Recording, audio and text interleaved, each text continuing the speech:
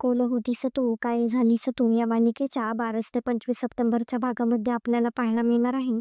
लग्नाच्या दिवशी यश आणि कावेरीने मिळून अमृताचे सत्य सगळ्यांसमोर आणलेले असते. अमृताचा खरा चेहरा सगळ्यांसमोर आलेला असतो. मला तिचा खूप राग आलेला असतो.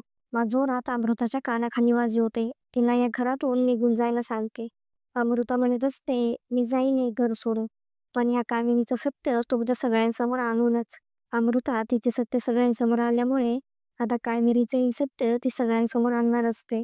अमृता उदयच्या खऱ्या बायकोचा फोटो सगळ्यांना दाखवते आणि म्हणत असते, ही खरी बायको आहे उदयची, हे कावेरी नाही.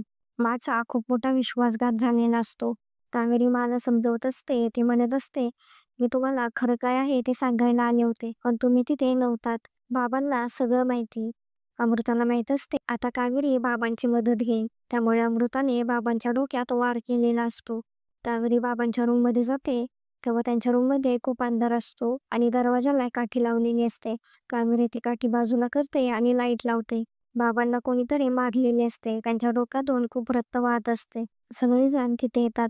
कावेरीच्या हातामध्ये काठी पाहून मला वाटत असते, ह्या कावेरीनेच तिचे सत्य सगळ्यांसमोर येऊ नये म्हणून माझ्या नवऱ्याला मारलं आहे.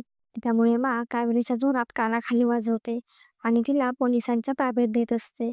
यश सगळ्यांसमोर कावेरीच्या बाजूने उभा राहतो. तो म्हणत असतो, मला सगळं माहिती. कावेरी कोण होते आणि काय आहे ते.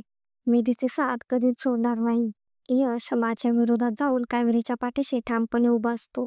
तर आता पुढे काय काय होणार आहे हे पाहणे खूपच इंटरेस्टिंग होणार आहे.